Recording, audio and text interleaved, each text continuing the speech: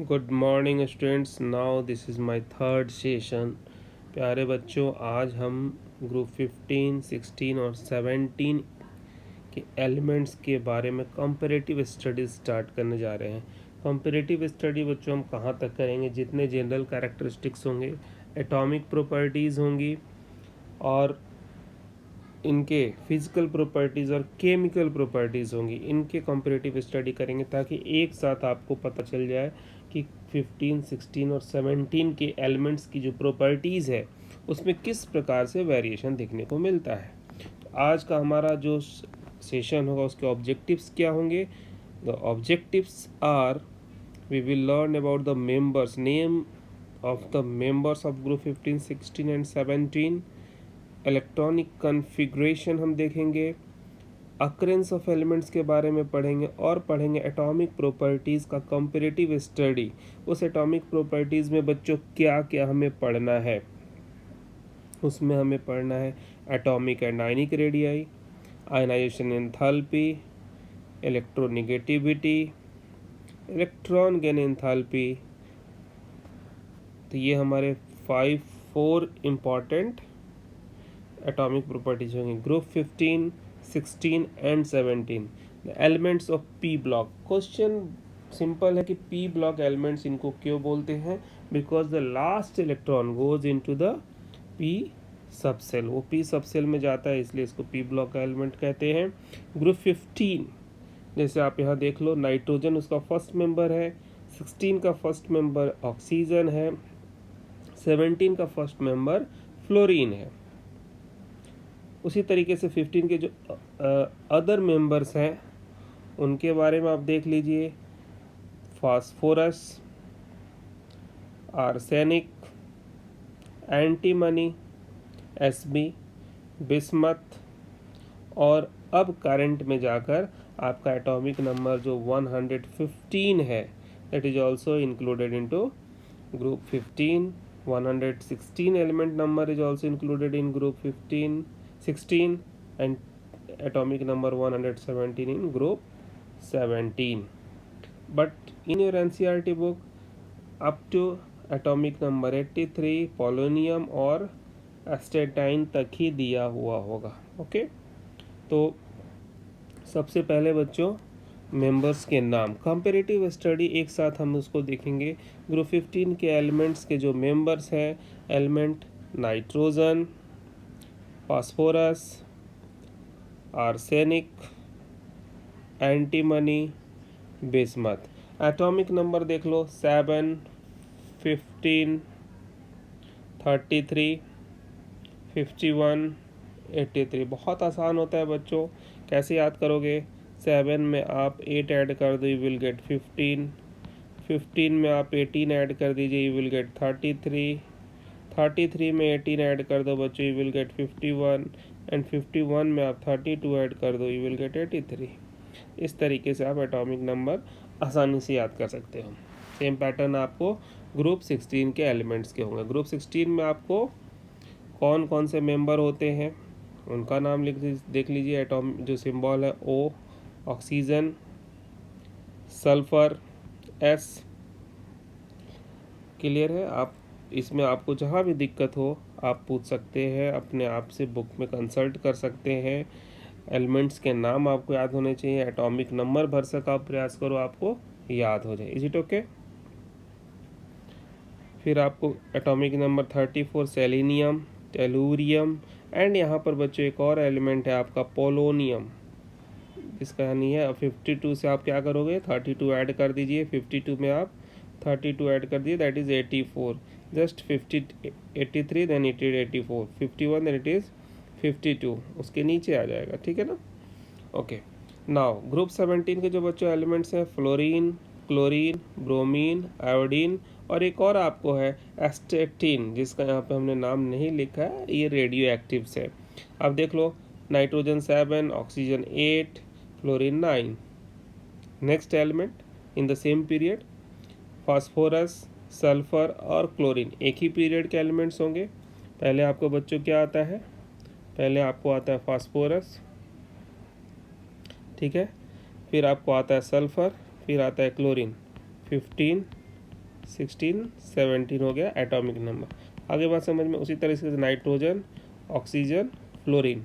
Nitrogen 7, oxygen 8, fluorine का atomic number 9। Clear है। तो इस तरीके से ये पीरियड में सेम आते हैं और एक ग्रुप में इस तरीके से होते हैं। जो हॉरिजॉन्टल लाइन होती है उसको हम क्या बोलते हैं बच्चों? पीरियड। और जो वर्टिकल लाइन होती है इसको क्या बोलते हैं? ग्रुप। ये सब आप जानते हो। ओके। तो इस तरीके से आपने तीनों ग्रुप्स के मेंबर्स के नाम देख लिए, उनके एटॉमिक नंबर की चर्चा होगी। Is it clear? क्योंकि कॉम्पिटिटिव स्टडी करना है तो बच्चों बार बार हो सकता है कि हम एलिमेंट्स का नाम ना लिखें, तो आपको कम से कम याद होना चाहिए nitrogen, phosphorus, arsenic, antimony, bismuth, 15 element, group 15 elements. 17 का जो सीक्वेंस होगा oxygen, sulphur, selenium, tellurium, polonium. 17 में फ्लोरीन, क्लोरीन, ब्रोमीन, आयोडीन। ये तो सबको याद ही होता है। अब थोड़ी सी एक महत्वपूर्ण डिस्कशन है बच्चों। यहाँ पर कुछ नेम है, जैसे आप ग्रुप 15 के मेंबर्स का यहाँ नाम देख लीजिए। ग्रुप 16 के जो मेंबर्स हैं उनके नाम यहाँ देख लीजिए, लिखा हुआ है ऑक्सीजन, सल्फर, सेलेनियम, टेलुरियम। अब एक इम्पॉर्टेंट है, ग्रुप 16 के जो एलिमेंट्स है बच्चों उनको हम लोग किस नाम से जानते हैं? उनका एक कॉमन नेम होता है, दैट इज कॉल्ड चैल्कोजेंस। अब ये नाम कैसे आया? एक्चुअल में ये ग्रीक वर्ड है, ग्रीक वर्ड चाल्को, इसका मतलब होता है ओर फॉर्मेशन, यानी कि चैल्कोजेंस ये होता है प्रोडक्शन या प्रोड्यूस। हैलोजेंस जो ग्रीक वर्ड हेलो से बना है, साल्ट, जीन्स मतलब बॉन्ड, साल्ट प्रोड्यूसर। तो ग्रुप 16 के एलिमेंट को बच्चों ओर प्रोड्यूसर्स है, इसलिए इसको हम कहते हैं चैल्कोजेन। ग्रुप 17 के एलिमेंट्स हैं सॉल्ट प्रोड्यूसर, इसलिए इसको हम कहते हैं हैलोजेंस। ये दो नाम आपको याद रखना है बच्चों, चैल्कोजेंस and halogens. Is it clear? अब हम आगे बढ़ते हैं। अब बच्चों हमारा कॉम्परेटिव स्टडी स्टार्ट होगा। जो सबसे इम्पॉर्टेंट फैक्टर है हमारे यहाँ से, पहले हम पढ़ेंगे अकरेंस कि ग्रुप 15, 16 और 17 के जो एलिमेंट्स हैं एक्चुअल में इनका जो अकरेंस है वो किस रूप में पाए जाते हैं नेचर में, इसको हमें देखना है। ओके। तो बच्चों यहाँ पर देख लो, जो नाइट्रोजन है वो नियर अबाउट ग्रुप 15 में सबसे पहले आप देखिए 78% जो है वो वॉल्यूम एटमॉस्फेयर में पाया जाता है। अर्थ क्रस्ट में जो नाइट्रोजन के अकरेंस है बच्चों वो सोडियम नाइट्रेट के रूप में है, और सोडियम नाइट्रेट को हम चिलिस साल्ट पीटर के नाम से भी जानते हैं, NaNO3। और पोटेशियम नाइट्रेट को इंडियन साल्ट पीटर के नाम से जाना जाता है, ये इसके कॉमन नेम है। इसके बाद आप देख लो, जो नाइट्रोजन है बच्चों वो कहाँ पाया जाता है? प्रोटीन के फॉर्म में पाया जाता है, किस में? प्लांट्स में और एनिमल्स में। और फास्फोरस भी जो पाया जाता है वो मिनरल्स में बहुत मिनरली पाया जाता है। और फास्फोरस आप सबको मालूम है एक इम्पॉर्टेंट कॉन्स्टिट्यूएंट है किसका? एनिमल और प्लांट का। Is it clear? वो हमारे बोन्स में प्रेजेंट होता है, लिविंग सेल्स में प्रेजेंट होता है। फॉस्फोप्रोटीन्स का आपने नाम सुना होगा, जो मिल्क में प्रेजेंट होता है, एग में प्रेजेंट होता है, ठीक है ना। और इसके अलावा बच्चों नाइट्रोजन फास्फोरस के अलावा आर्सेनिक, एंटीमनी एंड बिस्मथ जो है mainly as a sulphide minerals के रूप में पाए जाते हैं। तो ये बात हो गई ग्रुप 15 की, कि यहाँ पर नाइट्रोजन पाया जाता है, किस रूप में पाया जाता है, इसकी इम्पॉर्टेंस और कौन से हो सकते हैं। अब हम बात करते हैं बच्चों ग्रुप 17 की। तो ग्रुप 17 में अगर देखा जाए तो ऑक्सीजन जो है अर्थ क्रस्ट का 46.6 बाई मास है, पार्ट है। और जो ड्राई एयर होता है उसमें लगभग 20.946%, यानी कि हम 21% की बात करते हैं, ऑक्सीजन पाया जाता है बाई वॉल्यूम। सल्फर जो है जो बच्चों अर्थ क्रस्ट में 0.03 से 0.1% पाया जाता है, ऑक्सीजन के बाद सल्फर का नंबर आता है। और सल्फर का जो पाए जाने का कंबाइंड फॉर्म अगर आप देखो तो वो सल्फेट के रूप में पाया जाता है और सल्फाइड के रूप में पाया जाता है। तो सल्फेट के रूप में बच्चों जो इसके ओर्स हैं, जिप्सम, कैल्शियम सल्फेट, डाइहाइड्रेट, और Epsom magnesium sulphate 7 molecule of water of crystallization MgSO4.7H2O। और तीसरा आपको barite that is barium sulphate. तो ये किस, यहाँ पर सल्फर किस रूप में है, सल्फेट के फॉर्म में है। अगर सल्फाइड्स के फॉर्म में सल्फर का एग्जिस्टेंस देखो तो किस ओर में पाया जाएगा, पहला है गैलेना PbS, दूसरा है जिंक ब्लेंड ZnS, जिंक का सल्फाइड ओर है, और कॉपर का सल्फाइड ओर है कॉपर पायराइट। तो ये 3 नाम हो गए, समझ में बात आ गई। तो ये बच्चों कुछ ऐसे पॉइंट्स हैं जो हमें मेमोराइज करके रखने होते हैं। कभी कभी अब चूँकि आपको 1 मार्क्स के क्वेश्चंस भी आने हैं, वहाँ पूछा जा सकता है कि एप्सम का आप फार्मूला आपको याद है, जिप्सम एप्सम, तो ये आपको अच्छे से याद रखना होगा। अब बात करते हैं ग्रुप 17 के एलिमेंट्स के अकरेंस की। तो fluorine is present mainly in the form of insoluble fluorides के रूप में पाया जाता है। फ्लोरोस्पार कैल्शियम डाइफ्लोराइड, क्रायोलाइट में देख लो Na3AlF6, ठीक है ना। तो इस तरीके से देखिए फ्लोरीन भी अपने इनसॉल्युबल फ्लोराइड्स के रूप में है। आगे बात समझ में। फ्लोरो एपाटाइट है कैल्शियम फॉस्फेट कैल्शियम डाइफ्लोराइड, 2 आपको कंपाउंड्स का है, ये बाइनरी सॉल्ट है। सी वाटर में मेनली आपको क्लोराइड ब्रोमाइड और आयोडाइड हो जाता है, जैसे सोडियम पोटेशियम और मैग्नीशियम के क्लोराइड ब्रोमाइड और आयोडाइड पाए जाते हैं सी वाटर में। जितने भी मेराइन लाइफ है उनमें आयोडीन होता है, contain iodine in their system, seaweeds में पाया जाता है। इस तरह से बच्चों ये ऑकरेंस हो गया ग्रुप 15, 16 और 17 के एलिमेंट्स की। All the points which are mentioned here as per your NCERT book. Okay, तो आप इसी तरीके से कॉम्परेटिव स्टडी के तरीके से, जैसे आपने 11th क्लास में लिखा था 13, 14 के लिए, यहाँ भी आप उसी तरीके से नोट्स बनाएंगे and in the same notebook जो आपका प्रीवियस क्लास का नोटबुक था उसी में बनाएंगे, ताकि you have a compiled notes of inorganic there. तो अब हमने इन अकरेंस की बात कर ली, अब हम आगे बढ़ते हैं ग्रुप 15, 16 और 17 के एटॉमिक प्रॉपर्टीज में। सबसे पहला इलेक्ट्रॉनिक कन्फिग्रेशन। देखो बच्चों, इलेक्ट्रॉनिक कन्फिग्रेशन में आउटर मोस्ट शेल का कन्फिग्रेशन देखो, NS2 Np3। चूँकि ग्रुप 15 है तो ऑब्वियसली वैलेंस इलेक्ट्रॉन की संख्या कितनी होगी, 5 होगी, तो आप 10 + 5 15 ग्रुप नंबर आ गया। ग्रुप 16 में वैलेंस इलेक्ट्रॉन कितने होंगे, 6, जहाँ Np3 था वहाँ Np4 हो जाएगा, एक आप प्लस कर दो 4 में, क्योंकि लास्ट इलेक्ट्रॉन कहाँ जाएगा, p ऑर्बिटल में जाएगा। ग्रुप 17 में क्या हो जाएगा बच्चों, Np5, तो NS2 Np3 group 15, NS2 Np4 group 16, NS2 Np5 group 17। ये outer most valence shell electronic configuration है तीनों ग्रुप का। आगे बात समझ में। Now the next atomic property is atomic and ionic radii. हमें देखना है कि एटॉमिक और आयनिक रेडियाई उस पर्टिकुलर ग्रुप में कैसे पढ़ता है। बच्चों आपने 10th क्लास में पढ़ा है, you have studied that from top to bottom in a group atomic size increases. Atomic size means atomic radii increases, तो ये तो कॉमन सी बात है। तो atomic radii increases in size down the group, atomic and ionic radii increases from top to bottom. Same statement आएगा, यही आपको स्टेटमेंट ग्रुप 17 के लिए भी होगा। आगे बात समझ में। अब यहाँ पर थोड़ा सा पॉइंट जो हमें अपने लेवल पे एक्सेप्शनल केस कह सकते हैं या थोड़ा डिस्कशन वाली पॉइंट हो सकती है, क्योंकि एग्ज़ाम में बच्चों जो क्वेश्चन पूछा जाता है उस क्वेश्चंस में हमें ये देखना होता है, क्योंकि जब हम जनरल प्रॉपर्टीज़ पढ़ते हैं बच्चों तो वहाँ पर हमें थोड़ा सा कुछ एक्सेप्शनल केसेस आ जाते हैं, कुछ डिस्कशन के पॉइंट्स आते हैं, उसको ध्यान में रखना है। रीजनिंग टाइप क्वेश्चन जिसको आप कहते हो। तो अब अगर आप देखो टॉप टू बॉटम इंक्रीज करता है, लेकिन अगर आप डाटा देखोगे, जस्ट आपको अभी हम डाटा दिखा दें, ये डाटा आप देख लीजिए।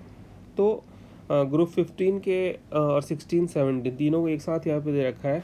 ग्रुप 15 में देखिए कोवेलेंट रेडियाई 70 to 110, 121, 141, 148, यहाँ से यहाँ तक बहुत 41 से 48, मतलब इंक्रीज तो हो रहा है, बहुत कम हो रहा है, स्लाइट इंक्रीज हो रहा है। क्यों हो रहा है उसके रीजन को समझना होगा, ये एक है।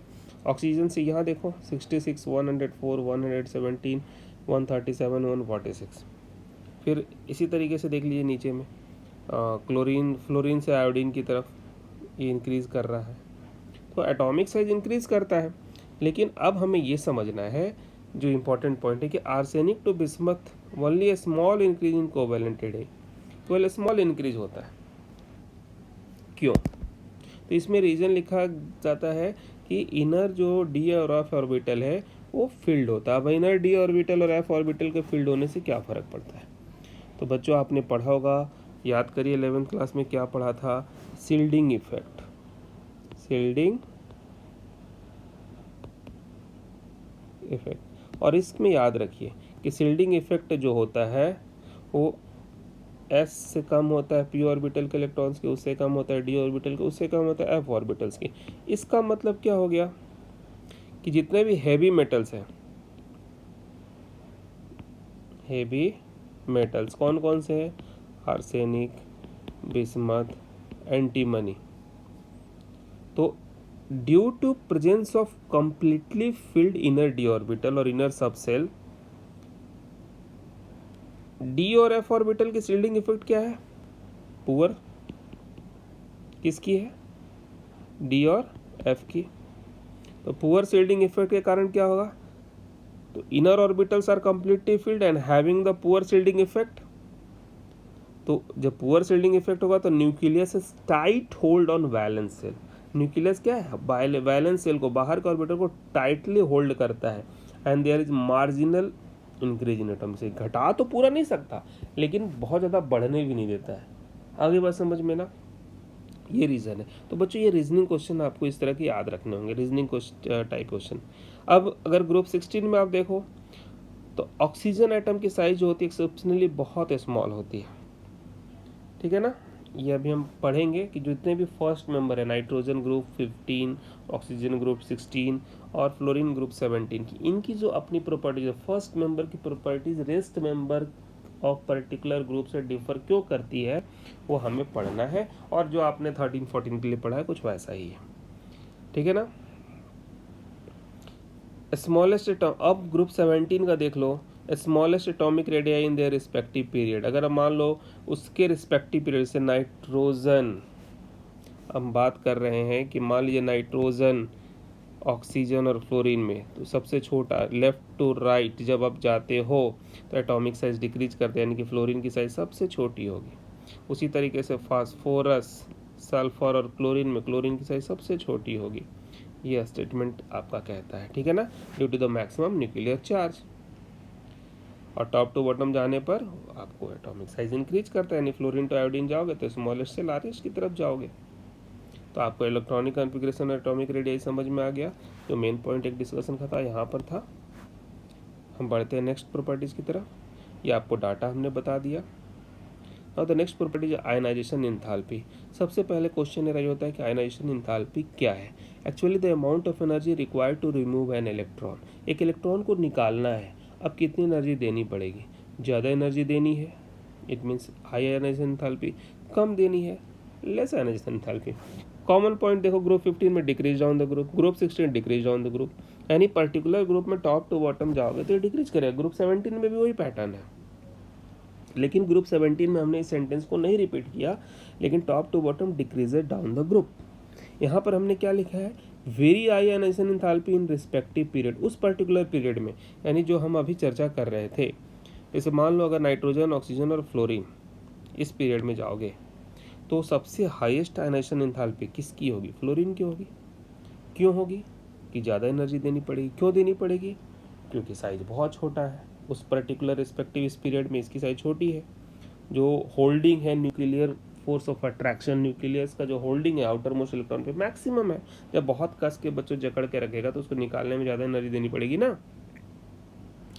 तो डिक्रीजेज डाउन द ग्रुप। अब क्वेश्चन राइज होता है इसका रीजन क्या है, तो सिंपल से पॉइंट्स आप लिख सकते हो। Gradual increase in atomic size, सब कुछ एटॉमिक साइज पर डिपेंड करता है। सेम रीजन ग्रुप 16 के लिए भी है। आगे बात समझ में। अब थोड़ा सा ध्यान अगर दिया जाए तो ionization enthalpy of group 15 element is much greater than that of group 14 elements. उसी तरीके से 16 का 15 से ज़्यादा होगा। तो अब देखिए आप, इसका मतलब क्या हो गया, ग्रुप 15 के एलिमेंट्स की आयनाइजेशन एंथैल्पी ग्रुप 14 से ज़्यादा होती है। इसका मतलब क्या है, इसका मतलब है कि जो ग्रुप 14 के एलिमेंट्स होंगे उसके बाद आते हैं ग्रुप 15 के एलिमेंट्स। तो ग्रुप 14 से ग्रुप 15 की तरफ जो आप बढ़ोगे किसी पर्टिकुलर पीरियड में, तो एटॉमिक साइज क्या होगी, छोटी होगी। तो ऑब्वियसली जब एटॉमिक साइज बच्चों छोटा होगा, यानी लेफ़्ट टू राइट जा रहे हो, यहाँ पर है ग्रुप 14, यहाँ पर है ग्रुप 15, तो ऑब्वियसली इधर से इधर जाने पर एटम का साइज यहाँ तो छोटा हो गया, तो यहाँ से इलेक्ट्रॉन को निकालना कठिन हो गया। जब इलेक्ट्रॉन को निकालना कठिन हुआ, एनर्जी ज़्यादा लगेगी। अब सबसे इम्पॉर्टेंट पॉइंट ये आपका है, जो सेकेंड पॉइंट है ग्रुप 16 में, जिसको मैं सर्कल कर रहा हूँ, ध्यान से देखिएगा। The elements of this group have lower ionization enthalpy values compare to those group 15 in the corresponding period. That is very very important point, क्योंकि बच्चों हम क्या कहते हैं जरा समझो। हमने ये कहा कि जब आप लेफ्ट टू राइट जाते हो तो atomic size decreases. Atomic size decrease करने का मतलब है आयनाइजेशन एंथैल्पी इंक्रीजेस। तो ग्रुप 14, 15, 16, तो 14 से 15 पे तो रूल लागू होता है, लेकिन 15 से 16 में रूल लागू नहीं होता। जो ग्रुप 16 के एलिमेंट्स होते हैं इनका आयनाइजेशन एंथैल्पी, जो ग्रुप 15 के एलिमेंट्स होते हैं इनके आयनाइजेशन एंथैल्पी से कम होता है। यानी कि ग्रुप 15 का ionization enthalpy of group 15 is greater than group 16। Why question arise होता है, क्यों? सिंपल सी बात है। ग्रुप 15 में अगर नाइट्रोजन का देखो 1s2 2s2 2p3, p सब सेल में बच्चों क्या है? Half filled stability. तो ग्रुप 15 के जो एलिमेंट्स होते हैं they have extra half filled और completely filled stability, extra stability of due to the half filled और completely filled P orbital electronic configuration. इस कारण से ग्रुप 16 के एलिमेंट्स की आयनाइजेशन एंथैल्पी ग्रुप 15 के रिस्पेक्ट में क्या होती है? कम होती है, क्योंकि वहाँ पे ज़्यादा स्टेबिलिटी है, यहाँ पे थोड़ी स्टेबिलिटी कम है। आगे बात समझ में। ग्रुप 17 हाईएस्ट आयनाइजेशन एंथैल्पी है किसी भी पीरियड में। क्यों? उनकी टेंडेंसी नहीं होती इलेक्ट्रॉन को लूज करने की, साइज बहुत स्मॉलर होता है, ठीक है ना। और सेम पॉइंट है डिक्रीजेस डाउन द ग्रुप, यहाँ भी देखो लिखा गया है डिक्रीजेस डाउन द ग्रुप। तो आपको ये कॉम्परेटिव स्टडी बच्चों समझ में आ रहा है ना? बहुत समानता होती है, बस आपको इसी के अकॉर्डिंग नोट्स भी लिख लेना है। It clear? सबको समझ में आ गया? अब अगर देखो तो आयनाइजेशन एंथैल्पी फर्स्ट, सेकंड और थर्ड में थर्ड की सबसे ज़्यादा होगी, क्योंकि एक इलेक्ट्रॉन निकाल दिया, एक पॉजिटिव चार्ज आ गया, फिर दूसरा निकाला, 2 पॉजिटिव चार्ज आ गए। अब इलेक्ट्रॉन को निकालना और कठिन होगा ना, तो ज़्यादा एनर्जी लगेगी। तो जैसे जैसे पॉजिटिव चार्ज बढ़ता जाएगा, high amount of energy should be supply to remove an electron. Is it clear? आगे बढ़े। ओके, डाटा देख लीजिए कैसे आपका आयनाइजेशन एंथैल्पी धीरे धीरे टॉप टू बॉटम डिक्रीज कर रहा है। 16 में भी देखिए डिक्रीज कर रहा है, 17 में भी डिक्रीज कर रहा है। ये टॉप टू बॉटम उसी ग्रुप का है बच्चों। अब हम जरा उस पीरियड में कंपेयर करो। नाइट्रोजन का देख लो वैल्यू क्या है 1402, ऑक्सीजन 1314, फ्लोरीन 1680। तो nitrogen, oxygen, fluorine, left to right तो इसको इंक्रीज करना चाहिए था, लेकिन यहाँ पे डिक्रीज किया ना। जस्ट हम रीजन बताया, इसके पास एक्स्ट्रा हाफ फील्ड और कंप्लीट हाफ फील्ड स्टेबिलिटी है पी ऑर्बिटल में इलेक्ट्रॉनिक कॉन्फ़िगरेशन, जिसके कारण यहाँ से इलेक्ट्रॉन निकालना बड़ा कठिन होता है। यहाँ पे थोड़ी सी स्टेबिलिटी कम हो जाती है, इलेक्ट्रॉन निकालना आसान हो जाता है, इसलिए एनर्जी सप्लाई ईजी हो जाती है, कम एनर्जी में इलेक्ट्रॉन रिमूव हो जाता है। तो ये आपको पॉइंट ध्यान रखना है बच्चों। कॉम्पिटिटिव पॉइंट ऑफ व्यू से भी इम्पॉर्टेंट है और आपके बोर्ड एग्जामिनेशन के पॉइंट ऑफ व्यू से भी इम्पॉर्टेंट है, जहाँ आपको अरेंज करना पड़ता है। Arrange the following elements in order of decreasing ionization enthalpy. तो ये डाटा आपको काम आ सकता है, ये चीज़ आपके दिमाग में कॉन्सेप्ट होना चाहिए, रीज़न आपके दिमाग में सेट होना चाहिए, then you will be easily write. और जो भी आपके ये 1 मार्क्स के क्वेश्चन आते हैं उसको आप आसानी से कर सकते हो। सबको समझ में आ गया? अब हम आगे बढ़ें। ओके, अब बात करते हैं बच्चों इलेक्ट्रोनेगेटिविटी की। तो सेम पॉइंट है, decreases down the group, top to bottom जाओगे इलेक्ट्रोनेगेटिविटी डिक्रीज करती है, यहाँ भी डिक्रीज करती है और ऑब्वियसली यहाँ भी डिक्रीज करती है। देखिए कितना आसान है। कंपेरेटिव जब आप पढ़ेंगे ऐसे प्रॉपर्टीज तो आपको अलग अलग याद नहीं करना, एक साथ आपको तीनों दिमाग में सेट हो जाएगा। अब है कि इलेक्ट्रोनेगेटिविटी है क्या? इलेक्ट्रोनेगेटिविटी है tendency to attract bonding electrons या शेयर्ड इलेक्ट्रॉन्स आप कह सकते हो। तो टॉप टू बॉटम जाने पे बच्चों एटम का साइज बड़ा होता है, तो कहीं ना कहीं इलेक्ट्रॉन को अपनी तरफ विड्रॉ करने की टेंडेंसी क्या होगी, डिक्रीज होगी, चाहे वो ग्रुप 15 हो, 16 हो या 17 हो। और इसी कारण से देखिए मेटेलिक कैरेक्टर क्या होता है, इंक्रीज होता है, ठीक है ना। देखिए इलेक्ट्रोनेगेटिविटी की वैल्यू जरा देख लो, ग्रुप 15 में 3 से 2.1, 2.1 से 2, ये धीरे धीरे क्या हो रहा है, डिक्रीज कर रहा है, लास्ट में जाकर नियर अबाउट सेम है। शिल्डिंग, पुअर शिल्डिंग इफेक्ट, हर जगह रीजन में आप ये लिख सकते हैं पुअर शिल्डिंग, ये देखिए डिक्रीज कर रहा है, ग्रुप 17 में भी डिक्रीज कर रहा है। Is it clear? हमने डाटा भी कंपेरिजिट जो वैल्यू है वो दिखा रखा है आपको, और टॉप टू बॉटम किसी भी पर्टिकुलर ग्रुप में इलेक्ट्रोनेगेटिविटी डिक्रीज करती है due to increase in atomic size. सबको समझ में आ गया। और एक सबसे इंपॉर्टेंट जो ये पॉइंट ग्रुप 17 में याद रखना बच्चों, कि फ्लोरीन जो है हाईएस्ट मोर इलेक्ट्रोनेगेटिव एलिमेंट है इन पीरियोडिक टेबल, और नेक्स्ट टू फ्लोरीन कौन सा एलिमेंट है, that is oxygen. Is it clear? Fluorine is the most electronegative element and next to fluorine that is oxygen. Electronegativity समझ में आ गई। अब हमारा लास्ट है बच्चों electron gain enthalpy. Electron gain enthalpy क्या है, amount of energy required to add an electron. एनेशन एंथैल्पी में बच्चों इलेक्ट्रॉन को निकालते हैं, इलेक्ट्रॉन गेन एंथैल्पी में क्या आते हैं, इलेक्ट्रॉन को ऐड करना है। इलेक्ट्रॉन को ऐड करने के लिए अगर एनर्जी सप्लाई करनी पड़ी तो उसकी वैल्यू पॉजिटिव आएगी, और अगर इलेक्ट्रॉन ऐड कर रहे हो और एनर्जी रिलीज हो रही है सिस्टम से तो उसकी वैल्यू निगेटिव होगी। Negative electron gain enthalpy means the atoms have tendency to gain electron. A positive electron gain enthalpy means atom has no tendency to gain electron. तो ग्रुप 15 में nitrogen has positive electron gain enthalpy. इसका मतलब क्या हो गया कि nitrogen की tendency electron gain करने की है ही नहीं, उसमें इलेक्ट्रॉन को ऐड करना अपने आप में कठिन काम है। क्यों कठिन काम है? क्योंकि ऑलरेडी नाइट्रोजन क्या है बच्चों, हाफ फील्ड है, स्टेबिलिटी रखता है, और हाफ फील्ड स्टेबिलिटी रखता है, अगर आप उसमें एक्स्ट्रा इलेक्ट्रॉन देना चाहोगे तो वो उसके पास टेंडेंसी ही नहीं उस एक्स्ट्रा इलेक्ट्रॉन के लिए। ग्रुप 16 में अगर आप आ जाइए तो इनकी इलेक्ट्रॉन गेन एंथैल्पी जो होती है लेस निगेटिव होती है। ग्रुप 17 के electron gain enthalpy maximum negative होती है, यानी कि इनकी टेंडेंसी ग्रुप 17 के एलिमेंट्स की टेंडेंसी इलेक्ट्रॉन गेन करने की सबसे ज़्यादा है, maximum electron gain negative electron gain enthalpy है। लेकिन ग्रुप 16 में अगर आप चर्चा करो तो ऑक्सीजन और सल्फर में अगर आप कंपेयर करें तो ऑक्सीजन के पास less negative electron gain enthalpy है, जबकि सल्फर के पास मोर इलेक्ट्रॉन गेन एंथैल्पी है, निगेटिव वैल्यू।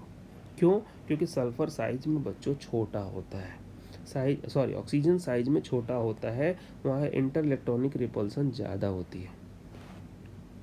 तो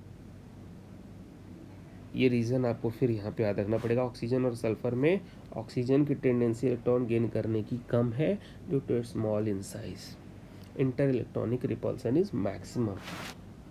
यहाँ पर आपको देखिए क्लोरीन और फ्लोरीन में भी ऐसा ही होता है, negative electron gain enthalpy of fluorine is less than that of chlorine. तो जो फ्लोरीन और क्लोरीन में बच्चों वही क्या है, ऑक्सीजन और सल्फर में है।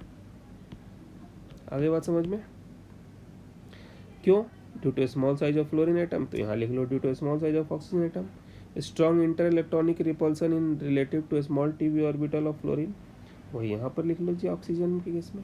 तो जो ऑक्सीजन और सल्फर के कंपेरेटिव हम बात करेंगे वही फ्लोरीन और क्लोरीन की बात करेंगे। तो जरा सा हम एक ग्रुप 16 और ग्रुप 17 के इलेक्ट्रॉन गेन एंथैल्पी की वैल्यू चेक कर लेते हैं। देख लीजिए ऑक्सीजन का -141 है, सल्फर का -200 है, तो इसकी वैल्यू कम हो गई। क्यों? क्योंकि smaller size stronger inter electronic repulsion. Same value यहाँ देखो -333, 333, -349, तो यहाँ मोर निगेटिव इलेक्ट्रॉन गेन एंथैल्पी है, निगेटिव वैल्यू है, यहाँ कम है। तो समझ लीजिए इसका कारण क्या है, सेम रीज़न। तो कंपेरेटिवली जब आप बच्चों यहाँ देखते हैं और यहाँ देखते हैं फ्लोरीन और क्लोरीन में, तो सेम रीज़न आता है। तो इस तरीके से आपको इसको याद रखना होगा। ये बहुत इंपॉर्टेंट है बच्चों कंपैरेटिव स्टडी। तो आज का हमारा ये कंपैरेटिव स्टडी एटॉमिक प्रॉपर्टीज़ यहीं पर कंप्लीट होता है। सारे पॉइंट्स को बहुत अच्छे से बच्चों नोट कर लेना, दिमाग में सेट कर लो। Reasoning type questions competitive point of view में बहुत छोटी छोटी चीज़ों में हम लोग लग जाते हैं, तो हमारा आइडिया हमारा कॉन्सेप्ट उस तरीके से नहीं होता। तो और अब तो सीबीएसई बोर्ड में रीजनिंग टाइप क्वेश्चंस के लिए सेशन और रीजनिंग के लिए हमें एमसीक्यूज़ के लिए इस तरह के क्वेश्चंस के लिए तैयार रहना होगा। तो मुझे लगता है आप सबको ये पॉइंट समझ में आ गया होगा, कॉन्सेप्ट बिल्डअप हो गया होगा। So now thanks for watching, like and subscribe my channel, share to others. My blog I D is given here, आप वहाँ जाकर मेरे सारे वीडियोज़ देख सकते हैं। Once again thanks to all for watching my videos. Thank you once again, meet you tomorrow. Thank you.